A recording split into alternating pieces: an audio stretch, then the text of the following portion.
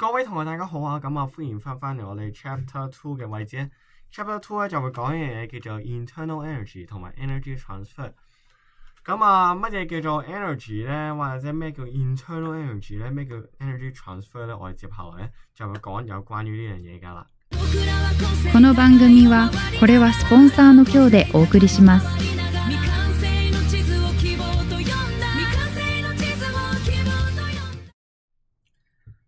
嚟到我哋 Chapter 2.1嘅位置，我哋首先講一樣叫 internal energy， 即係內能啦。咩叫內部嘅能量咧？其實咧每一個物體咧都有內部能量。For example， 例如呢支酒精咁樣。其實咧佢每一個 molecule 之間咧都唔知點樣 hold 咗好多能量喺入邊㗎。就算佢放喺呢度唔喐佢咧，佢內部都有好多嘅能量喺入邊㗎。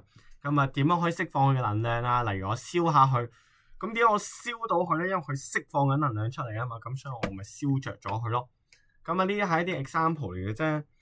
我哋就話啦，其實咧我哋講一樣嘢，我哋幾有能量咧？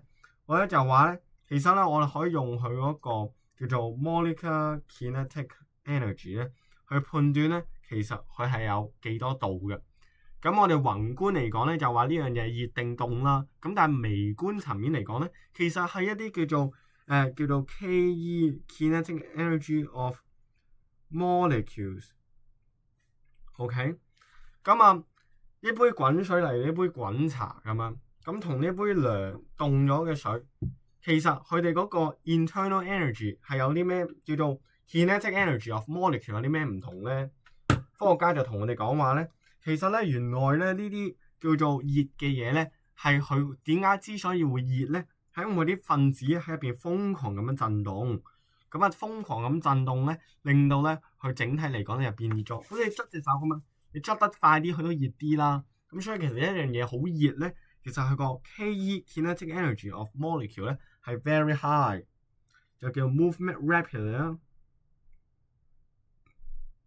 就令到個 temperature 會 increase。值得留意嘅係咧 temperature 嘅定義咧，其實就係一個叫做 average kinetic energy of molecule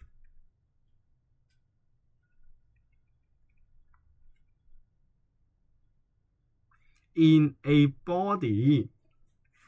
我哋就可以 infer 翻咧嗰個 temperature， 即係佢哋係按比例嘅呢樣嘢。即使咩意思咧？即使話咧，例如我哋有一杯水，入邊假設有3個 molecule 啦，而家就係 heat up 佢啦，理論上佢哋會震啦。但係咧，佢哋震個幅度咧，可能係唔同嘅。例如呢個咧係 ADHD 患者嚟嘅，佢震咧，我哋俾咗一個叫做 unit 佢啦，佢叫佢做100 unit。呢個可能係80 unit 嘅啫。呢個咧仲勁，呢個咧係瘋狂跳躍。120 unit。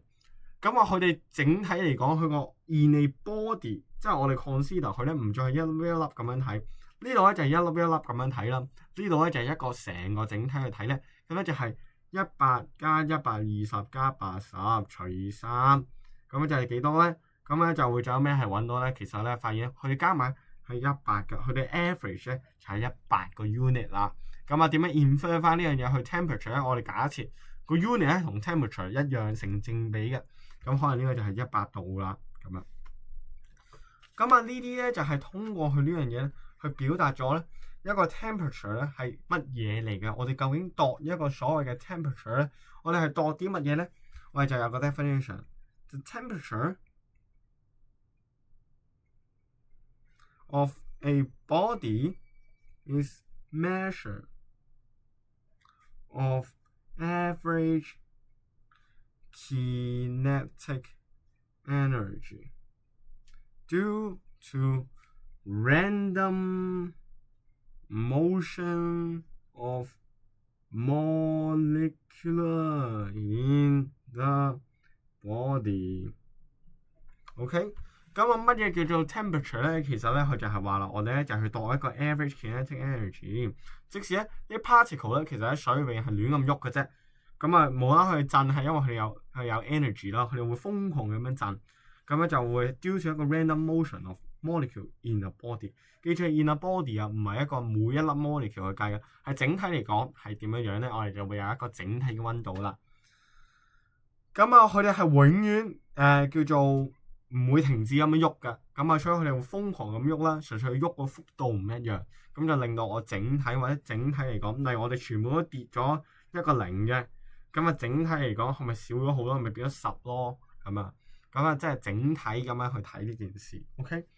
咁啊，但係咧，我哋要記住咗佢哋係一個叫做 random motion 啦，會即是話咧，每一個 molecule 咧都唔一定係符合呢個 average 㗎。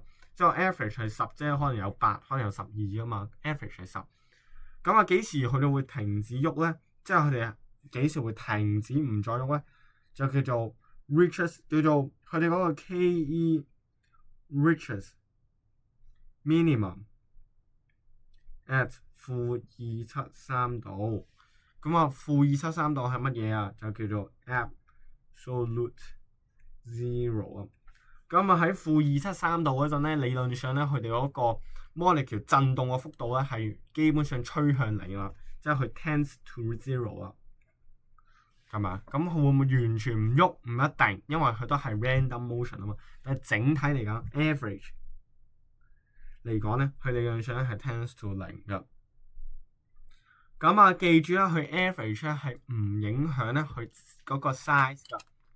咁例如咧，呢一杯茶同呢一杯水係咪先？嗱，呢個好似多啲，呢個細少啲。但係假設呢個熱啲咧，佢嗰個 Ke average Ke 咧，我哋假設俾一個單位去 per cm cube 咁樣，咁啊呢個高啲啊。記住咗佢係有一個單位下邊嘅，就唔會話因為呢杯大杯啲，所以咧就會影響咗佢。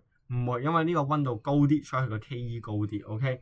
咁啊，但係接下來我哋講咧就叫 internal energy 咧，就同呢樣嘢係有少少唔一樣㗎。咁啊，接下來咧我哋要講咧呢樣嘢叫做 internal energy 啦。咁啊，呢個啱啱我哋講嘅係叫做 Ke 啦。咁啊 internal energy 咧，其實係乜嘢？就係 total amount of molecule。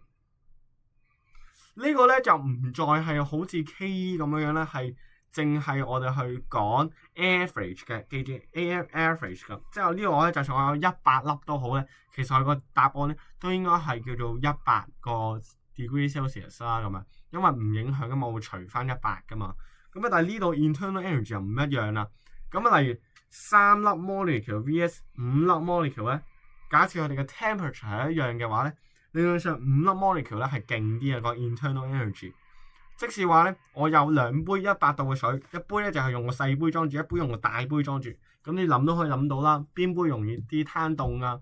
咁當然係大杯細杯嗰啲啊，係咪先？咁所以喺呢個位咧，我哋就知道咗原來咧，我哋計咧，除咗計 average Ke 之外咧，仲有計一樣嘢叫做 internal energy。咁例如我哋點樣去 compare 咧？例如我哋有2個煲咁樣。咁啊，2煲水咧都係一樣大細嘅，咁呢個係80度，咁呢個25度，咁邊個勁啲啊？咁就係80度嗰個勁啲。相反，如果我哋有2煲一樣溫度嘅水，呢個係叫做25度，呢個叫做25度，咁邊個勁啲咧？就係大煲啲嗰個勁啲啊。咁調翻轉，如果我咁樣問你，有一個大煲啲嘅25度，細煲啲嘅50度，咁我問你邊個勁啲？咁我哋就無從判斷啦。但係有一個 tricky case。假設我咧就喺一個大缸前面，呢個係一個壺啦，有一個壺前面，我就飲住杯熱咖啡。咁我問你2個問題啦。第一個，邊個 average Ke 大啲咧？咁咧就係我飲緊呢杯熱咖啡勁啲。咁啊之後咧就問你邊個咧個 internal energy 會勁啲咧？咁你話唔知喎，你個溫度又唔一樣，你個 size 又唔一樣，錯。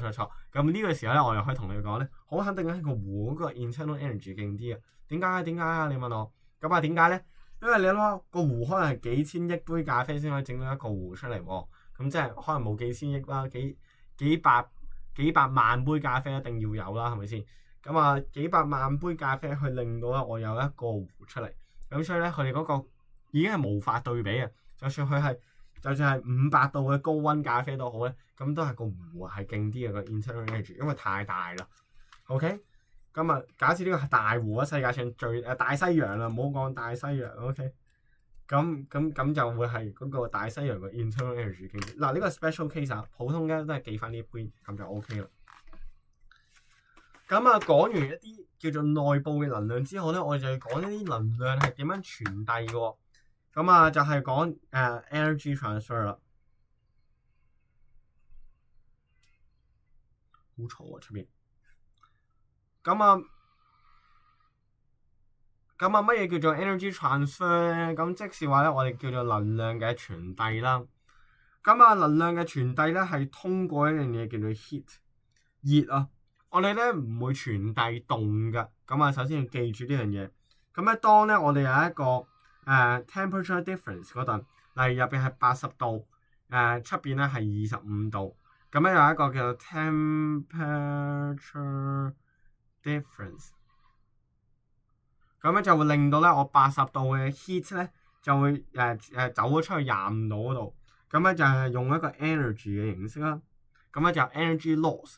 咁啊，其實呢個世界上全部都乜嘢嘢咧都好咧，都會 tend to 將佢最後尾達到一個 equilibrium 平衡嘅狀態。咁點解咧？因為喺呢個情況嚟講咧，80度叫做 high energy， 咁啊喺25度嘅情況叫做 low energy。咁啊，接下來我學好多嘢都好，不論 physics、biochem 嚇，或者係 nuclear energy 點樣 radioactive， 全部嘅呢啲嘢都係要 tend to 去達到一個平衡嘅狀態嘅。其實世界萬物都係咁樣嘅，包括我哋嘅 population 啊，例如我哋有多咗人咧，我哋就會去打仗嘅啦。我哋好中意嘅，太多人我哋就打仗殺鬼晒啲人，太少人咧就刺激啲人去生仔噶嘛。我哋又會達到一個平衡。世界萬物咧都有佢哋自然嘅規律，去令到佢哋達到一個平衡。呢樣嘢咧唔係科學家去發明嘅，係我哋發現咗一啲嘢，所以咧唔好去拗啊！喂 ，energy 會唔會調翻轉咁樣走㗎？黐鬼線，咁呢個高啲可以逆流而上，唔好拗。咁啊呢樣嘢只係一個定義上嘅問題。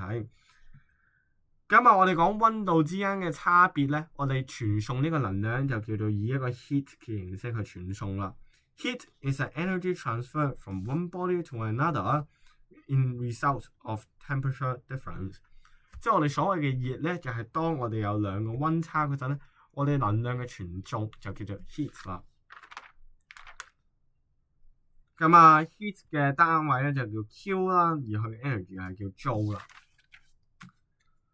咁啊，我哋又知道啦，我哋會由一個叫做 high temperature 嘅地方去到 low temperature 嘅地方啦。佢哋會停止，例如去到一個瞬間咧，佢哋會停止。假設兩邊都達到咗30度啦。我求其作㗎啦，老點嘅咋？咁啊，佢哋就達到一個 state 叫做咩？叫做 thermal equilibrium。OK， 咁啊就叫做熱嘅平衡啦。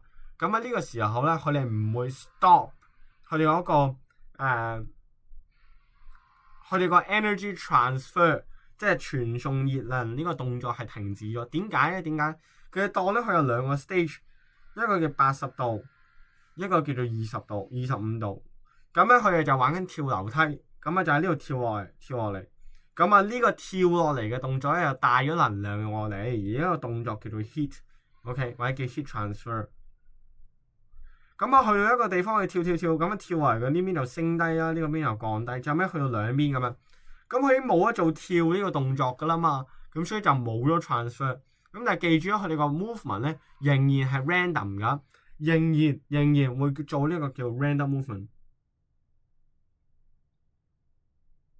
係仍然喺度噶，即係唔會話我哋唔傳送，我哋係全部企定，唔會去仲喺度亂咁喐嚟喐去嘅。咁啊，同埋，我哋咧係冇一樣嘢叫做凍嘅。喺 physics 入邊咧係冇一樣嘢叫做凍嘅，我哋只有得一樣嘢叫做熱嘅啫。熱係咩意思啊？我熱過你，唔會話你凍過我嘅啫。永遠係用熱嗰個人做一個主觀嘅 perspective。例如我呢邊有杯凍水喺度啊，你有杯100度嘅水啦，咁唔會話凍水咁樣走啲 energy 過去，唔會。永遠係熱去凍嘅，唔會凍咧去熱嘅，或者唔會話我傳啲凍俾你，呢啲係冇呢個説法嘅。咁啊，例如有兩杯凍嘅嘢咁樣，例如呢個-13度。咁啊，根據呢個數字線啦，咁我知道咧0喺呢度咧，-13喺呢度喺左邊嘅。咁我哋點講咧？係咪俾啲凍佢咧？唔係，係零呢個俾咗啲熱佢，或者熱就令到咧佢哋會有一個 temperature difference 喺度啦。咁咧於是咧又傳咗啲 energy 入去 as a heat。OK， 咁啊呢個咧就係佢要講嘅嘢。咁啊接下落嚟咧，我哋就會講一樣嘢叫 do work。做工咧就會令到佢去 increase 一個 internal energy。其實咩叫做工咧 ？do work 唔係話做呢啲工啊。咁咧其實咧做工嘅意思咧就係刺激入邊啲 molecule。例如我拍下去咁樣，其實我除咗煲滾啲水咧，我可以拍隻手，拍完之後咧啲入邊嗰啲 energy 嗰啲 molecule 其實係咁震啦。咁因為都啱嘅，你當係個乒乓波。你係咁拍佢，係咪係咁震咯？你唔拍佢，咪冇咁震咯。咁所以就令到 do work 有啲乜嘢，例如去捉佢啦，例如去搖佢啦，去打佢啦。咁呢啲會令到入邊啲嘢震嘅動作咧，都會令到佢個 internal energy 去變多。所以你有冇聽過一個講法咧？係唔知話咧有啲人咧揾個機咧喺瘋狂拍一隻雞，係咁拍佢，拍到佢熟咗。咁啊，好似有啲咁嘅實驗啦，好似係唔知咩大學咧去做啲咁嘅瘋狂嘅實驗，好似仲攞咗搞笑諾貝爾獎㗎。咁啊呢個位咧就係要同大家講咧係呢樣嘢。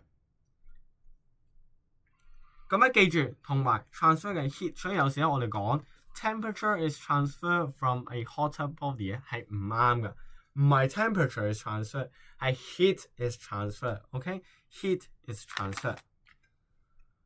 咁啊，我哋講咗heat is transferred 之後咧，我哋就講究竟我哋係做啲乜嘢動作，有幾種方法去 transfer heat 嘅。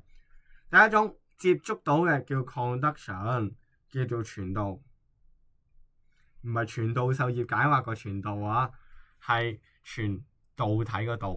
OK， 咁啊傳導係咩意思咧？就係話咧，我哋個 heat 咧 heat transfer。係 use as energy 啦，咁啊由一個叫做 hot 嘅 object 啦，去到一個 cool 嘅 object 啦，咁啊 in physical contact， 咁啊掂住佢啊，駁住咗佢哋嘅，咁咧先令到佢咧係叫做傳導到 conduction。咁啊有一啲嘢咧叫做 conductivity 啦，咁啊例如一啲 metals 咧，因為有叫做mobile ions 咧就會令到咧佢會令到佢傳導熱嘅 sorry 唔係 mobile ion，free electrons 或者叫 delocalized electrons 啦，咁咧就令到佢傳導熱係好啲。咁啊有啲叫做 insulators， 有啲叫 conductors， 有啲叫 insulators。OK， 咁啊呢兩者咧我希望大家分清楚，一個係導熱好，一個導熱唔好。OK， 咁啊，所以咧，例如我哋咧有時講一個測試咧，係話我哋放兩個硬幣，一個係銅做嘅，一個係一個鈾做嘅。咁啊，點解我哋摸個銅做嘅嗰個硬幣咧會覺得佢凍啲？但例如我哋摸一個金屬會覺得佢凍啲，但摸一個紙我哋覺得佢係冇咁凍。係咪個金屬凍啲啊？唔係，係因為咧我哋個 heat 咧係更加容易 transfer。to it， 因為佢係一個 conductor 啦，咁啊佢就會 transfer 我哋嘅 energy as heat to it in a quicker 或者 rapidly 咁樣。咁另外例如我假設我每秒傳送過去嘅 energy 有幾多咧？咁樣咁原來咧我掂住呢個金屬咧傳送得快啲，咁所以令到咧我哋咧係覺得佢係凍嘅。OK， 唔係佢個 temperature 唔一樣。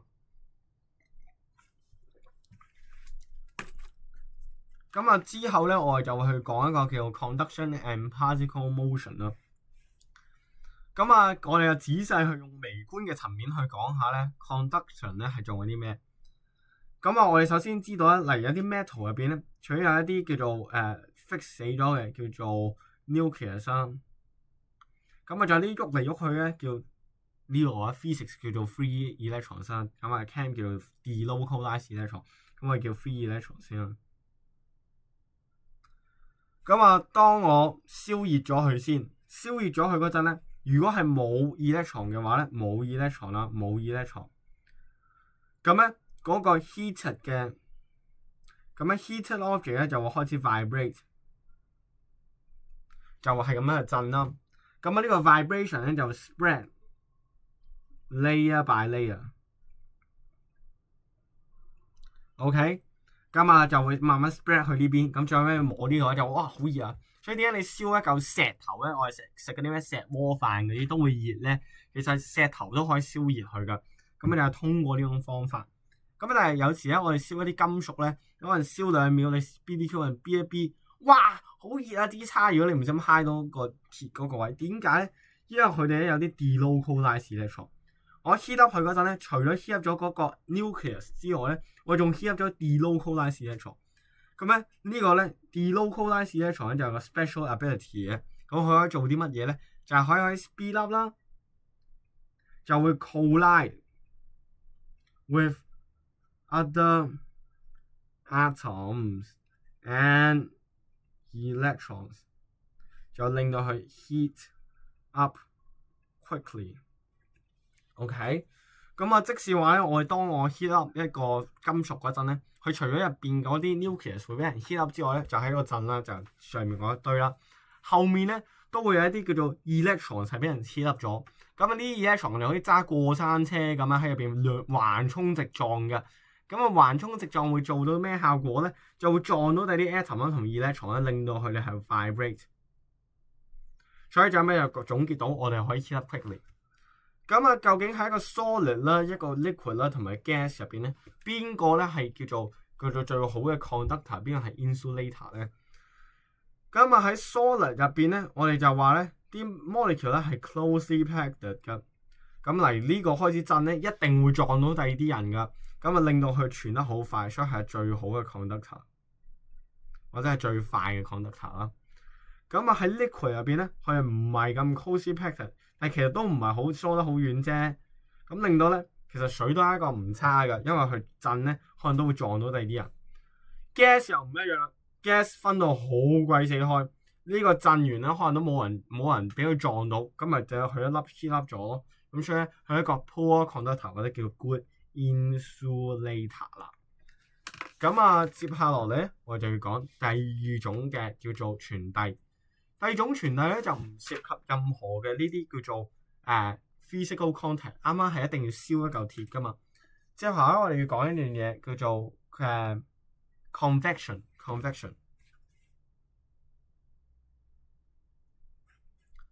咁啊，點解咧？其實 convection 咧就係當一個一定咧係喺 fluid 入邊嘅 fluid 咧就唔一定咧係喺叫做水啦咁啊。咁啊，所有 fluid 咧即係流體包括咩啊？就係 gas 同埋 liquid 兩隻咧都叫做流體，即係可以流動嘅嘢。咁氣其實都可以流動噶嘛，老實講句。咁啊，其實當我哋將一個嘢 heat up， 例如我哋將一煲水，我哋唔係喺中間 heat up， 我哋喺呢度 heat up 佢，咁會令到呢度嘅 water molecule 我冇咁大嚿啦，我哋當呢一團啦，呢一堆嘅 water molecule 啦，全部都 heat up 晒。咁佢 heat up 會令到佢哋嗰個 density 係低咗，低過呢一堆嘅，低過上面唔 heat up 嗰啲。咁我會做啲咩？就走咗上去啦。咁調翻轉頭，呢堆唔係俾人 place 咗，即係俾人執翻落嚟咯。咁呢個咧就叫做 heat is transferred upwards by the movement of the fluid itself. Heat is transferred upwards by the movement of fluid.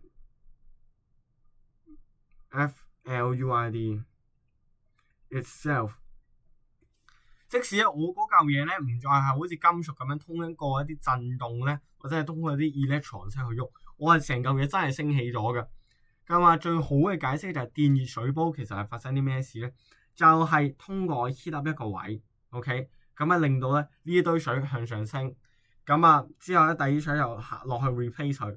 咁啊呢堆水咧就又變熱咗，咁啊輪流係咁喺入邊翻轉啦。OK， 咁啊電熱水煲就係咁樣運作啦。咁啊同埋一啲叫做onshore wind 啦、offshore wind 啦，即係點解佢哋會由一個海吹過去陸地嘅一啲風？咁啊，其實好簡單嘅啫。咁例如我哋日頭嗰陣咧，嗰個海喺度啦，陸地喺度啊，陸地係高溫啲嘅，即係high temp 啦。咁會造就有啲咩事咧？就呢度咧個 temp 係低啲嘅，個 air 嘅 temp 係低啲嘅，呢度嘅 air temp 係高啲嘅。咁令到喺呢度嘅熱空氣咧就向上升，冷空氣咧就向下降，就會因為呢度走咗啊嘛，熱空氣，咁啊冷空氣就上過嚟一齊加熱，咁啊走過嚟啦。熱空氣升咗上天，咁啊之後咧佢凍翻緊就 replace 翻啲冷空氣就去翻海嗰度，咁就會形成一個 loop 啦。咁令到咧我哋會 feel 到咧，我有啲凍嘅空氣咧喺個海嗰度吹埋嚟，喺日頭嗰陣。夜晚嗰陣調翻轉，因為海咧係熱啲嘅，咁啊岸邊係凍啲嘅，咁咧就令到咧熱咧就會整到啲空氣向上升，凍咧就令到空氣向下降。咁啊啲熱空氣咧就掂到一個凍嘅陸地咧就降溫，咁就向下降。咁啊呢度咧就又俾人 heat up 翻，就向上升，咁啊令到咧凍天叫做夜晚咧就會有一啲由陸地吹翻去海嘅風啦。咁啊呢個係好宏觀嘅一個現象嚟嘅。咁咧就令到咧我哋成件事咧係有一個咁嘅 loop 啦。咁所以咧佢有時會問你㗎，例如我放一杯咁嘅嘢喺度啦，咁樣，咁啊熱水喺上面 hot water， 凍水喺下面 cold water。我咧一嘢抽開張紙，咁我會發生咩事咧？其實乜事都唔會發生。點解？或者好少事情發生，因為熱原本喺上面啊嘛，凍原本就下面 ，heat 原本個 density 就低啲，呢個 cold 原本嘅 density 就高啲 ，density 咧叫 high 啦。咁所以令到咧佢哋已經係 separate 咗，就唔會。但係調翻轉我上下反轉咧，佢就會好激烈咁樣碰撞啦。咁啊，同埋有一樣嘢要提翻大家，咁就係例如我哋有一個電熱水煲咁樣，咁啊啲水咧，例如係咁樣嘅，佢放喺中間嘅，咁究竟係點樣流動咧？喺呢度嘅水俾人 heat up 向上咧，之後咧點樣 replace 佢啊？佢會唔會捐落去下面 replace 佢？唔會嘅，佢直接喺呢個位 replace 佢啦，replace 完佢，咁所以其實係咁樣轉，呢個 loop 係唔啱嘅，係淨係得咁樣轉嘅啫個 loop，OK？咁啊，之後咧，我哋要講嘅一樣嘢咧，就叫做 radiation 輻射。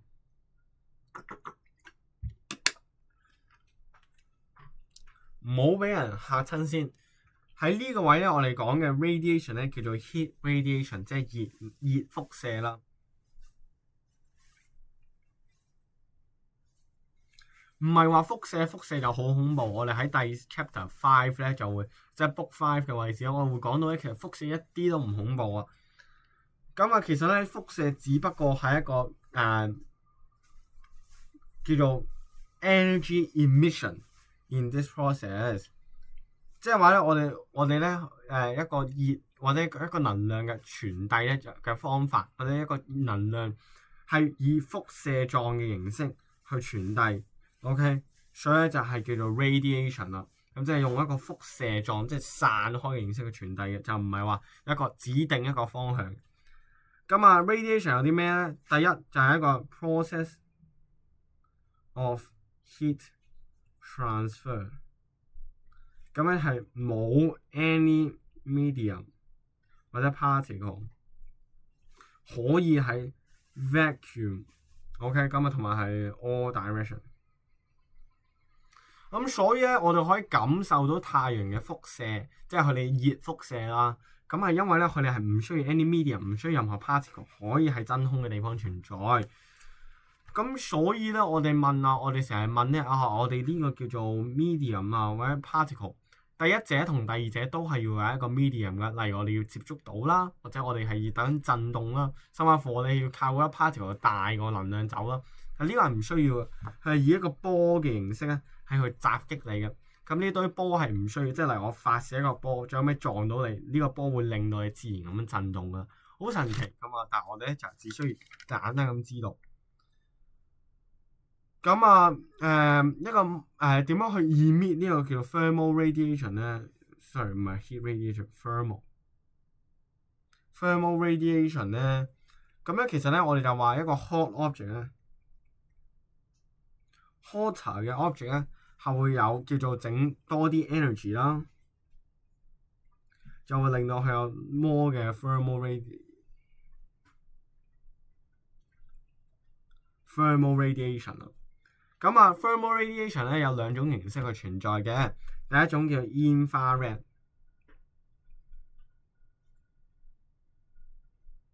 咁啊，任何嘢咧都會有 infrared radiation，除非係一個絕對零度咧，就係、我哋例如用個紅外嘅儀器去睇一個叫做，例如嗰啲俄羅斯嗰啲烏克蘭打仗嗰啲咧，點解可以見到一個紅色嘅人喺度喐下咧？就係、通過一個紅外線。咁啊，其實咧任何有熱嘅嘢咧都會發射紅外線，包括0度嘅冰咧都會發射紅外線出嚟嘅。只有咧絕對0度嘅先可能係一個黑色，唔會有紅外線出嚟嘅。如果咧佢繼續向上升呢個 temperature 咧，就會變咗一個 visible light，即係我哋講一嚿鐵嚟，你一開始燒佢咧，你就 feel 佢變熱咗啫。咁啊，其實佢一路釋放緊啲 infrared radiation， 就覺得繼續燒佢，變咗做燒到紅晒一嚿鐵。咁啊，點解就會除咗咧？因為佢有好多 energy， 佢好熱啦。除咗有 infrared 兩種都會有啊，就會有 visible light 啦。咁啊，我哋點樣去 absorb 咧？其實係講一個 net 嘅loss 同埋一個 gain。net 即係正咁解。我哋講個好簡單嘅概念，例如我向前行5格，向後又行2格。咁請問我正 net 個 distance 行咗幾多咧？就係3格啦。OK， 咁啊，即是話咧，我總共 total 整體嚟講，我哋係用咗幾多？咁咧，如果咧佢係一個叫做任何嘢咧，都會係一個 radiator 同埋 absorber 係同時存在嘅。例如一嚿嘢可以同時釋放同埋吸收呢個 radiation。純粹咧，佢一個咧係一個勁啲，但係渣啲。例如咧，我係一個 net 嘅叫做gain 啦，net gain 咧即係證明我照好多，但係釋放好少。調翻轉 net lose 咧，即係我 lose 咗好多，但係咧就吸入咗好少。咁啊，呢個叫 radiation 啦，同埋 absorber 兩樣嘢咧，我希望大家咧都係去記住嘅。咁啊，同埋咧係兩者去同時存在。咁啊，接下來咧我哋講幾樣嘢咧係會影響嗰個叫做 colour 啦，同埋一啲 temperature difference、surface area 3種方式咧係影響咗佢一啲叫做radiation 嘅。第一個 colour 多啦，同埋 shiny， black 同埋 white， 雅面同埋令面，即係反光唔反光，反光唔反光啦，黑色同白色啦，咁啊4種元素咧都會影響到佢究竟會係一個 good 嘅一個 absorber 咧，定係一個 good 嘅一個radiator。咁啊，深色嘅咧係一個 good 嘅 absorber，good 嘅 radiator。OK， 即使話咧我着住一件深色嘅衫咧，理論上咧我係好容易，我喺唔熱嘅情況下咧，外圍冇熱能嘅情況下咧，我係一個好好嘅散熱體。但係如果有熱能嘅情況下咧，我係一個好好嘅吸熱體。Duo 都係一樣。OK， 咁 shiny 咧就可以反走咗好多 radiation 咧，所以係一個唔好嘅一個 absorber。OK，white 咧都係一個唔好嘅 absorber。OK， 咁啊其實點解係關於佢入邊光嘅一啲特性？咁但係咧我哋唔需要去知咁多，我哋只需要記住。咁啊，黑色雅面係好啲嘅 ，shiny white 係令到睇下你係咩情況啦。Duo 同 black 咧就係吸勁啲啦，釋放勁啲啦。shine 同 white 咧就係釋放渣啲，吸亦都渣啲咁樣。咁啊，接下來咧我就係講一個叫做 temp difference 啦。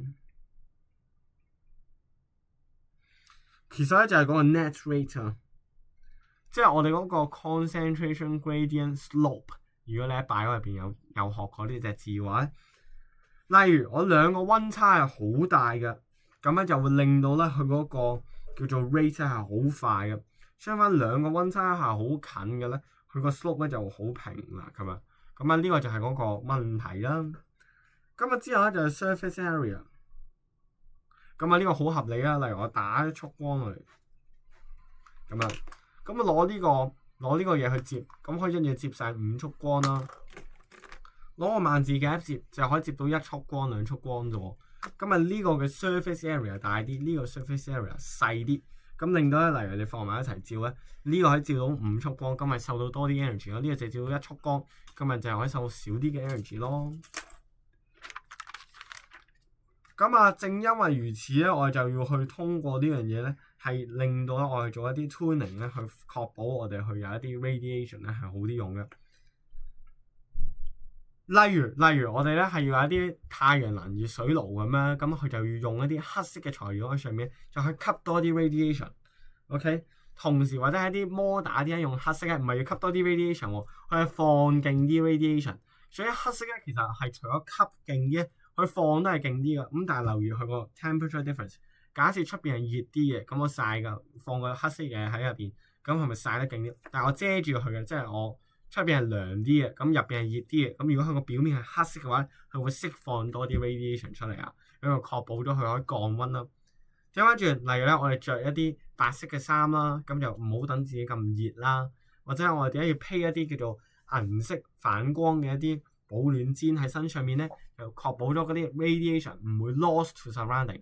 即係咧，我射嗰啲 radiation 出嚟，佢撞落個氈度，佢會反射翻嚟，落翻嚟我個皮膚上面，咁我確保咗我唔會凍啦。我哋個保暖壺咧，佢成日都考嘅，咁都會有一啲叫做 adaptation 喺上面啦。第一步，佢入邊咧會有一個叫做silvery gas 或者係 stainless wall 啦，就係 reduce heat loss by radiation。咁啊，中間呢個位咧係真空嘅，咁咧就真空咧有啲乜嘢可以傳遞過去啊 ？radiation 可以。咁又 reduce 叫做 convection 啦，同埋 conduction。OK， 咁啊底係膠整嘅，你見到呢個底係膠整嘅。咁啊掂住唔會有呢個傳熱係乜嘢啊？就係 reduce 呢個 conduction 啦。咁啊我個蓋係用一個叫做木整嘅，木整有啲咩好處啊 ？reduce conduction 啦。咁啊點解要揾個蓋喺度咧？咁就 reduce 個 convection 啦。咁即係等啲氣唔會走咗去上面，咁就冇嗰杯離開一杯嘢，個 energy 離開一杯嘢。